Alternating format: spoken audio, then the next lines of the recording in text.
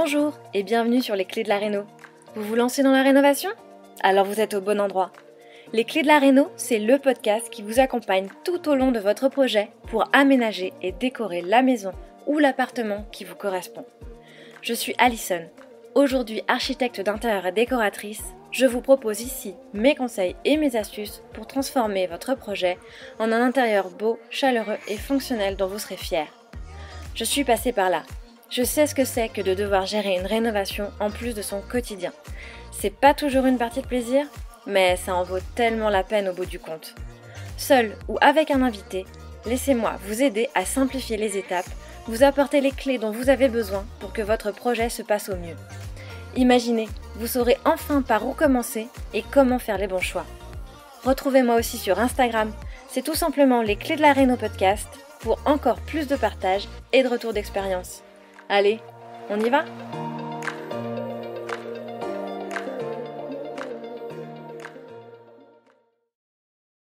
Bon, Charline, Xavier, vous allez maintenant nous expliquer comment on vit avec un poêle ou un insert au quotidien. Qu'est-ce que ça représente comme geste, comme implication ? Et pour ça, j'ai tout un tas de questions pour vous parce qu'effectivement, j'ai moi-même vécu avec un poêle et je sais que ce système de chauffage est plus prenant qu'une bête chaudière qui va s'autogérer, faut bien le dire. Mais c'est aussi quand même le plaisir inégalable de la flamme, la vie au coin du feu, comme vous le revendiquez chez Asgard. Et donc pour commencer, je voudrais qu'on parle un peu de la durée de chauffe moyenne de ce type de chauffage. Tous les combien de temps on a à recharger son poêle ou son insert ? Si on commence par la partie bois-bûche, encore une fois, on est tout va dépendre vraiment de l'utilisation. C'est-à-dire que sur le poêle à bois, on l'évoquait dans un épisode précédent, il y a différentes sources de chaleur. Le rayonnement, chaleur diffusée par la vitre, la convection naturelle, source de chaleur principale, capacité de l'appareil à brasser l'air, à prendre l'air de la maison, de la charger en calories. C'est d'ailleurs la définition de la convection. De l'air frais qui est au contact d'un point chaud se charge en calories et crée un mouvement d'air qu'on définit convection, et donc c'est ça qui va pousser la longueur. Et donc on va pouvoir aussi associer du coup de l'inertie. Donc il est certain qu'un poêle par exemple qui a de l'inertie, la capacité d'emmagasiner la chaleur, mais qui du coup pour la restituer dans la durée, va nécessiter un rythme de chargement différent. Dans les appareils, on peut faire du feu pendant 2-3 heures le matin et on le rechargera que 24 heures après. Sur un appareil dit d'appoint, là, encore une fois, tout dépend, mais on peut avoir des autonomies de fonctionnement entre 2-3 heures en fin de combustion. D'accord. Et si l'appareil donc a de l'inertie, eh bien on va pouvoir continuer dans la durée. Le poêle à granulés, c'est pour le coup c'est différent puisqu'il est autoprogrammable, donc là pour le coup c'est lui qui gère, c'est-à-dire c'est lui qui dit quand il s'allume et quand il s'éteint. Et donc et sur la partie insert c'est exactement la même chose, mais comme on l'a pu l'expliquer dans un épisode précédent, ça sera des fois plus difficile à travailler la notion d'inertie. Donc on aura peut-être un rythme de chargement identique à ce qu'on aurait sur un poêle à bois type en habillage acier, etc. Donc plutôt des appareils à réactivité qui vont nécessiter des chargements si vraiment je continue, faut chauffer du matin au soir, à peu près tous les 3-4 heures, quoi. Mais quand on parle de chargement, pour le bois, 3-4 heures. Ouais. Pour les granulés. Le granulé, en fait, on dit qu'un sac, c'est en moyenne, c'est 48 heures. Un sac de 15 kilos. De 15 kilos, merci. En plein hiver. Oui, mais encore une fois, ça peut être moins, ça peut être plus, ça va dépendre aussi dans quel environnement, l'isolation de la maison, est-ce qu'elle est bonne, pas bonne. La température demandée. Température demandée, quelqu'un qui se chauffe à 20 degrés ne consommera pas pareil que quelqu'un qui met 22 pour une configuration identique. Donc, mais c'est une moyenne. On dit que sur une maison, à peu près en consommation annuelle, on est à peu près sur 1,5 tonne en moyenne en termes de granulés. Mais encore une fois, si je suis dans une longère, 80 mètres carrés de séjour, un appareil qui tourne à 12-13 kWh, et sans isolation, il aura une consommation forcément plus importante. Ok. Ce qu'il faut retenir quand même dans le chargement et la consommation, notamment sur la partie bois, c'est que vu qu'on parle de poêle à haut rendement, l'appareil n'a pas besoin d'une grande quantité de bois pour dégager une grande chaleur. Ça, c'est important. On a tendance à penser que plus on met de bois, plus il chauffe. Non. Les appareils sont calibrés. On peut pas, il y a une limite et on n'a pas besoin d'aller mettre 3 bûches à l'intérieur pour que l'appareil chauffe plus. Il chauffera pas plus. À un moment donné, quand l'appareil, il fait, par exemple, de 3 à 7 kilowatts, ben, si je dois mettre 2 bûches pour atteindre les 7 kilowatts, la troisième, elle fera pas 8 kilowatts, hein. Donc ça chauffera pas plus. D'ailleurs, souvent la première année, nos clients, j'y pense en même temps là, souvent nos clients, parce que quand on va faire l'entretien, on leur pose la question, alors ça a été l'année, etc. Vous avez consommé, etc. Et souvent les clients utilisent toujours plus de bois la première année que la deuxième.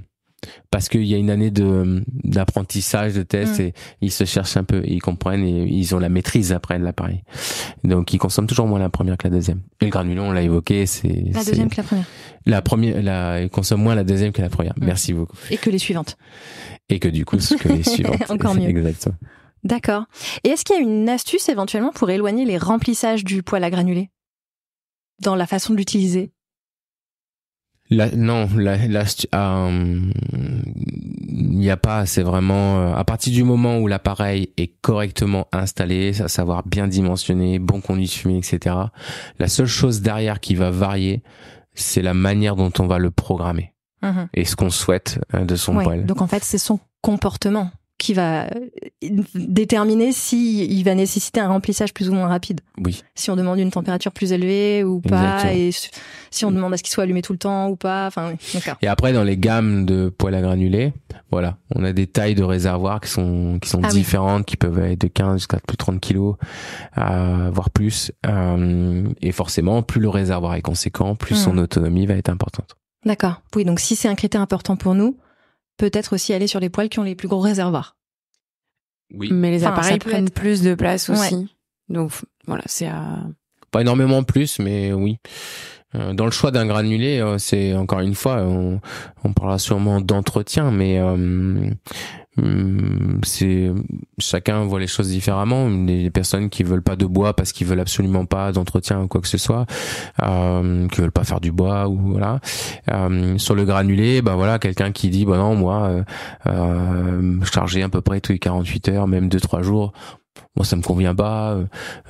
Si c'est une fois par semaine, c'est bien. Bah, ça existe.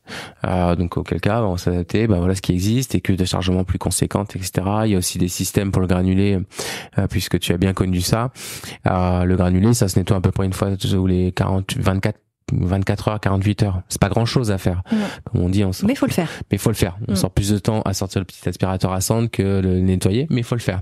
On a des appareils aujourd'hui avec ce qu'on appelle des grilles autobasculantes, des creusets autobasculants, qui permettent un entretien, tous les 1 semaine, 10 jours, quoi. Ah oui. C'est déjà plus la même chose. C'est sûr. Voilà. Donc on s'adapte encore une fois aux besoins, un peu comme une voiture. La voiture, s'il faut partir de Châlons pour aller à Marseille, peu importe la voiture, elle va nous y emmener. Maintenant, quelle option on a envie d'avoir dedans? Et ben c'est un petit peu pareil pour le poêle. Quelle option vous avez envie? C'est quoi votre confort? Moi je veux plutôt le chargement. Ok, on adapte, etc. Et justement, on parlait des gestes du quotidien. Comment on entretient son poêle? Enfin, qu'est-ce qu'on doit faire chaque jour pour entretenir son poêle quand il est en période de fonctionnement? Je réponds, Charline? Ok. Donc, si on part du poêle à granulés, les gestes quotidiens à avoir, c'est ce qu'on appelle le creuset, c'est le foyer du granulé. On appelle ça aussi un bol de combustion. C'est une pièce en fonte avec des petits trous à l'intérieur qui permettent de laisser l'air passer, l'air pour créer le feu, donc l'oxygène. Et donc ça, c'est une pièce qui est importante de nettoyer. C'est cette pièce-là qu'on demande à ce qu'elle soit nettoyée. Certes, les appareils sont dotés de cycles d'auto-nettoyage. Donc c'est-à-dire que l'appareil, à un moment donné, il va s'énerver d'un coup, on va avoir des braises partir dans tous les sens. C'est normal parce qu'il essaye de libérer justement ces passages d'air dans ce creuset pour permettre à l'air de correctement circuler. Pour autant, ça ne suffit pas. Et donc, à peu près, oui, tous les 24 heures par là, 48 heures, et on a compris qu'on avait des poêles avec des options, ça pouvait aller plus loin. Eh bien, il faut nettoyer, du coup, ce creuset. Après, la vitre, on peut la nettoyer une fois par semaine, on n'est pas obligé de le faire tout de suite. Sur le poêle, la vitre, c'est plus une question de confort, que de fonctionnalité, non? Exactement, oui. C'est pour voir la flamme. Ouais. Un appareil qui est pas entretenu, à un moment donné, on va rentrer un soir, on va se lever un matin et ça va émettre échec allumage, tout simplement parce que l'appareil est encrassé. Sur le poêle à bois, contrairement à ce qu'on pourrait penser, il y a moins d'entretien. parce que les rendements aussi sont beaucoup plus élevés qu'à l'époque. À l'époque, on faisait un feu dès le lendemain. Pour refaire un feu, fallait vider, quoi. Fallait enlever ses cendres. Aujourd'hui, les cendres à peu près une fois ça peut être une semaine, 10 jours, selon le rythme d'utilisation. Parce qu'encore une fois, si on reprend l'exemple de la bûche, je brûle 80% de la bûche, il me reste que 20% de cendre et de fumée. Quand la cheminée est ouverte, 10%, il me reste 80% de cendre et de fumée. Forcément, les quantités de cendre ne sont pas les mêmes et donc forcément, l'entretien il n'est pas le même. Et la vitre également, bien entendu, qu'il faut entretenir. Donc voilà les entretiens. Et donc l'insert, c'est la même chose. En tout cas, l'insert au bois, c'est la même chose, vitre et cendre. Et sur la partie nettoyage, justement, poêle à bois, on recommande tout le temps de pas tout nettoyer complètement, en fait, et de laisser un petit tapis ou lit de cendre, en fait, qui permet de protéger, justement, la sole foyer dans son utilisation au quotidien. Donc, faut pas tout nettoyer systématiquement. C'est vrai qu'on C'est aurait important de tendance laisser à un petit lit. Oui. faire place nette. La sole foyer, c'est le sol, donc le fond du foyer sur lequel repose le feu, et qui peut être fait en différents matériaux. Le plus courant, c'est la fonte, pour éviter cet effet de forge, en fait. De chaque fois, si on nettoie tout, à chaque fois qu'on va refaire un feu derrière, on va mettre en contact direct la braise avec le matériau, ce qui du coup peut avoir une usure prématurée. Donc ça fait partie des choses, par exemple, qu'on dit à nos clients quand on met en route l'appareil chez eux, de toujours, effectivement, comme le disait Charline, laisser un lit de cendre. La cendre va avoir un effet isolant et va permettre de protéger dans le temps le fond de la cuve, donc la sole foyer. D'accord.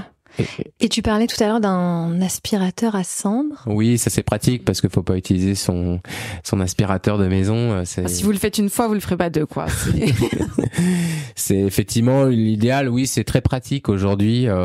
Ce sont des aspirateurs à cendre, donc c'est des petits moteurs avec un flexible, aussi bien pour le granulé que pour le bois. Le granulé, on peut accessoiriser aussi avec un petit pinceau pour passer un peu partout, parce que la cendre sur le granulé, elle est extrêmement fine. C'est vraiment elle se colle aux parois à l'intérieur. C'est une poussière, là. voilà. Et donc le petit pinceau qui va bien, qui permet de très vite nettoyer.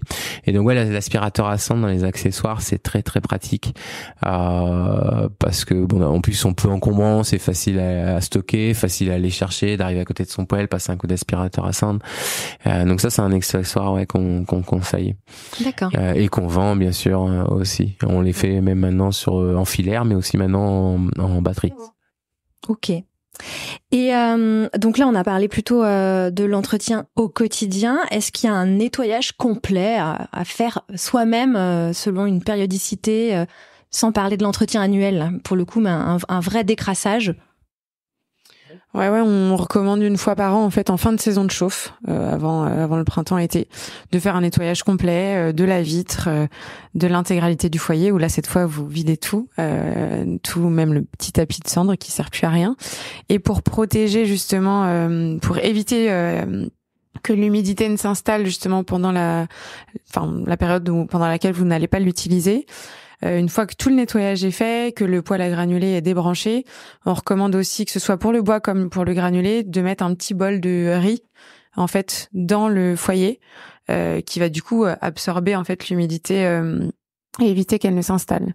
Et pour le poêle à granulés plus spécifiquement, avant même de procéder à l'intégralité du nettoyage, on demande de vider complètement le réservoir et tout le système de vis sans fin, en fait, qui permet d'acheminer les granulés au fur et à mesure dans le creuset, justement. Ah oui, donc faut que pas ton qu'il poêle soit vide. Oui. Enfin, que le réservoir soit vide. Vous forcez l'allumage jusqu'au bout pour faire en sorte que tous les granulés soient descendus et qu'il n'y en ait pas un seul qui reste, puisque s'il y en a certains qui restent coincés, il est possible que vous ayez un peu plus de difficulté à la rallumer en début de saison de chauffe. C'est ce qu'on appelle le bouchon thermique. Les granulés vont s'agglomérer, former une sorte de bouchon, bloquer la vis sans fin. Et vous pouvez avoir des difficultés à la rallumer. Ça va pas l'endommager plus que ça, mais il risque de dire non, je m'allume pas, vous allez nous appeler. Oui. Qu'est-ce qui se passe? Pourquoi ça marche pas? C'est pas tout à fait le bouchon thermique. Le bouchon thermique, c'est autre chose, mais c'est pas grave. C'est pas grave. Je me suis trompée dans le Mais en fait, oui, Charline, c'est que en fait, ça vient créer simplement un bouchon dans la vis. C'est simplement que l'humidité, en fait, quelque part, c'est un peu l'ennemi. Et vu qu'on est sur des installations où il y a un circuit d'air qui se crée, l'humidité, elle remonte. Et donc pourquoi faut vider intégralement sa cuve? Pour éviter à l'humidité d'être imprégnée par le granulé. Et puis 4 mois, 5 mois, 6 mois plus tard, quand on remet en route, le granulé il a gonflé, il vient bloquer la vis, il peut créer un bouchon, ou typiquement il arrive à tomber, mais l'appareil il arrive pas à s'allumer parce que le bois il est humide, etc. Et sur le poêle à bois, et puis ça évite aussi de voir apparaître des petits points de rouille, etc. Et puis il y a des régions dont celle où on appartient, où il n'y a pas des taux d'humidité qui sont quand même élevés, même l'été. Et donc voilà, donc il y a plein de petites astuces effectivement qu'on donne comme ça à nos clients pour permettre en fin de saison d'être serein et de pouvoir réallumer leur poêle en début de saison sereinement, quoi. D'accord. Et est-ce qu'il y a des produits de nettoyage éventuellement qui peuvent faciliter l'entretien ou en fait non, ça s'entretient sans produit?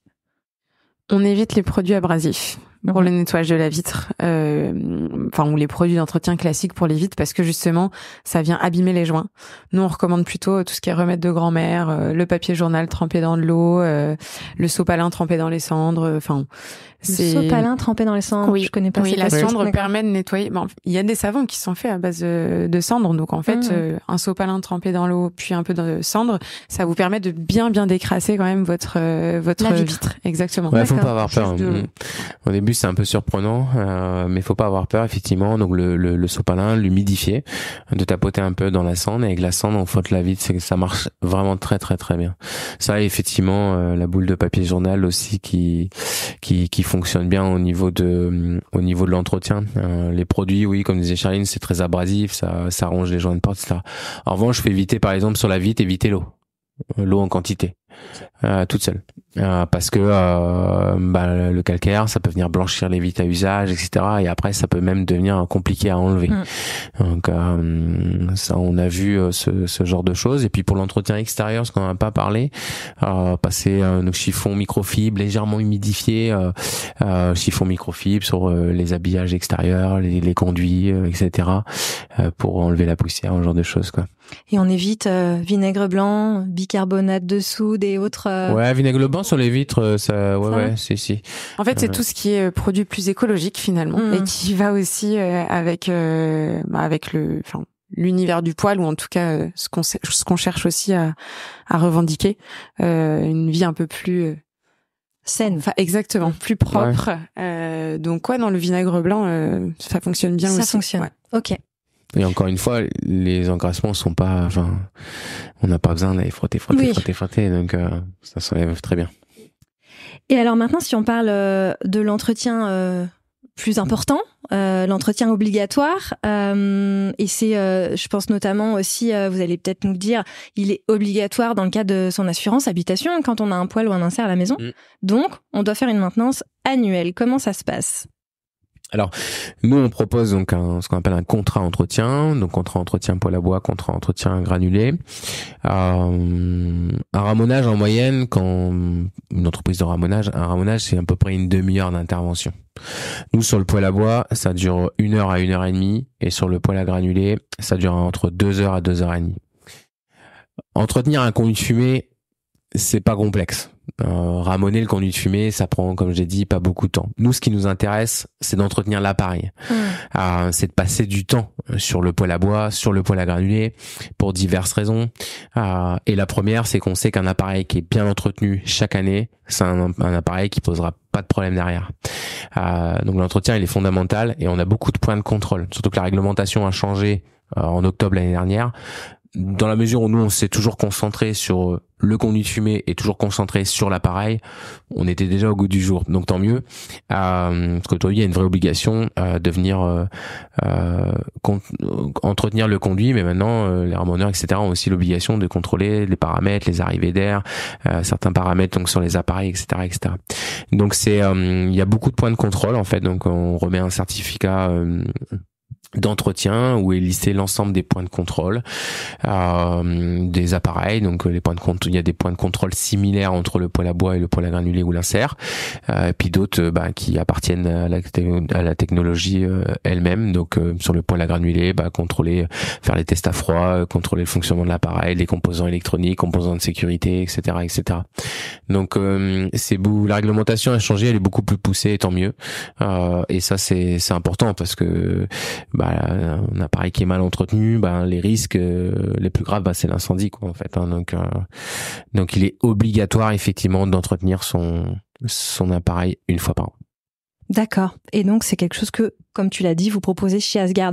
Vous vous contentez pas d'installer le poêle, vous revenez, si on le souhaite, chaque année pour vérifier, en fait, effectivement, que le poêle fonctionne encore correctement et faire l'entretien et faire aussi, du coup, la maintenance, donc les petites réparations, les petits changements de pièces si c'est nécessaire.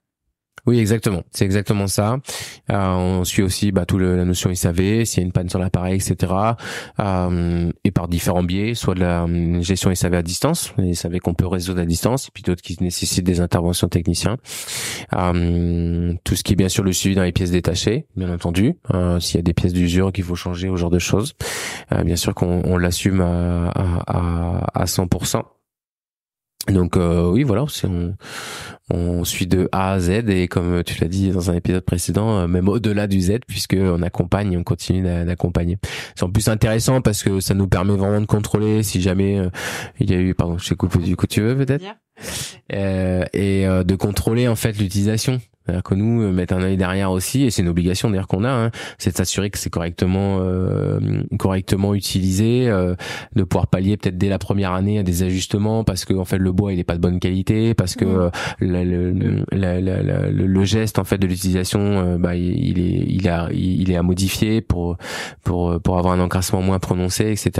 Donc ça, on est capable de le suivre. Et d'ailleurs, dans la nouvelle réglementation, le contrôle du combustible, ça a été une nouveauté en octobre. Enfin, parmi les différentes nouveautés, aujourd'hui, il est imposé, quand on va faire un entretien, on se doit aussi de contrôler la zone de stockage, où est stocké le granulé, où est stocké le bois bûche, etc., pour s'assurer que ça correspond et qu'il n'y aura pas de problématique derrière. Et j'ajouterais même que ça nous permet aussi de s'assurer du bon fonctionnement des appareils, enfin qu'on fait les bons choix aussi en matière de distribution, puisqu'en fait on suit les appareils année après année et on sait comment ils fonctionnent, qui sont durables quand ils sont encore une fois bien installés, bien entretenus et bien maintenus. Vous avez une multitude de retours d'expérience. Exactement. Aussi, qui vous permettent de capitaliser. Connaissance client et connaissance des appareils, qui nous permet aussi d'avoir une relation de proximité justement avec les fabricants avec lesquels on travaille depuis très très longtemps, parfois même depuis le début.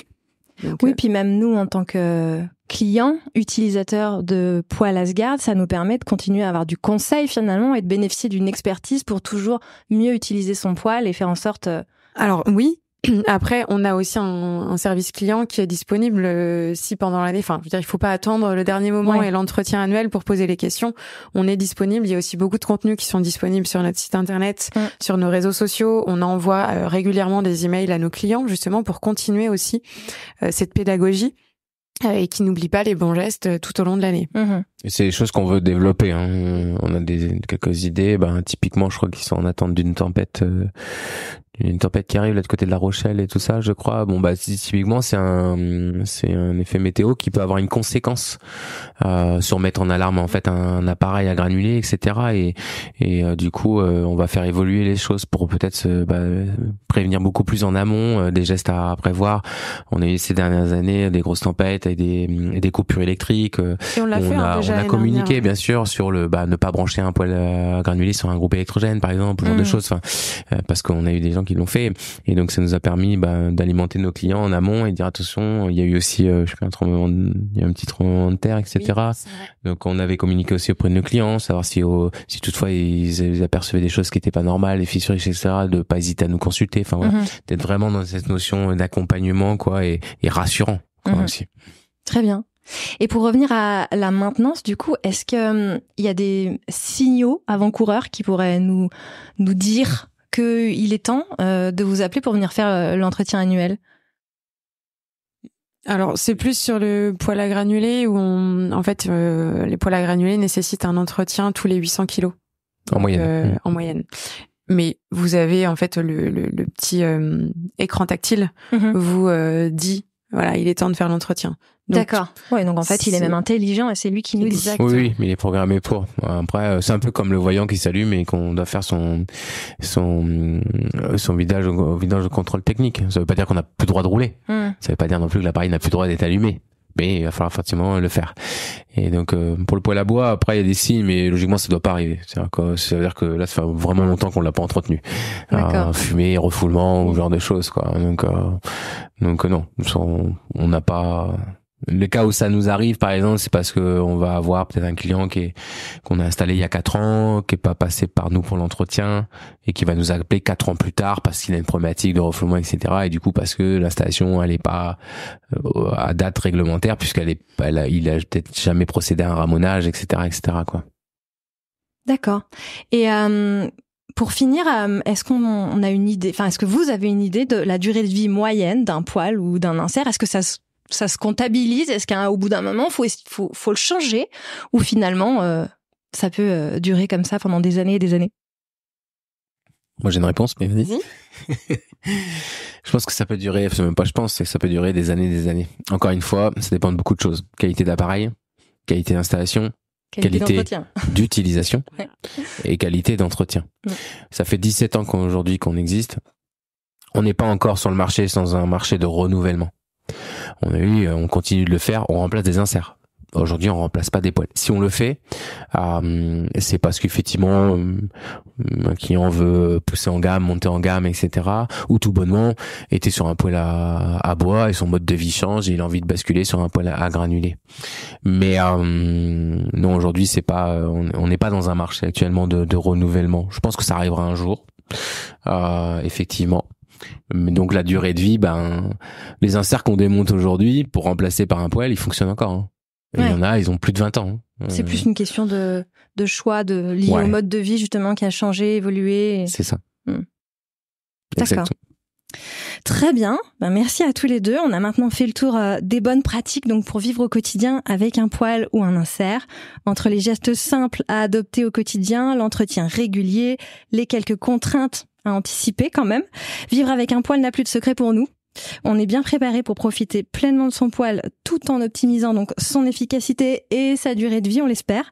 Pour finir, on va maintenant parler donc des modalités pratiques, des questions de délai, de budget. Et oui, c'est important aussi quand on se lance dans un tel investissement et ce sera donc dans l'épisode 5. Si vous avez écouté jusqu'ici, c'est probablement que l'épisode vous a plu. Alors n'hésitez pas à en parler autour de vous, amis, famille, tous ceux qui rénovent sont les bienvenus. Vous pouvez aussi évidemment laisser un commentaire sur Apple Podcast ou une note 5 étoiles sur Spotify. Et si vous souhaitez être informé des prochains épisodes, n'hésitez pas à vous inscrire à la newsletter ou à me suivre sur Instagram. Le podcast, c'est fini pour aujourd'hui, mais je vous dis à très vite pour un nouvel épisode.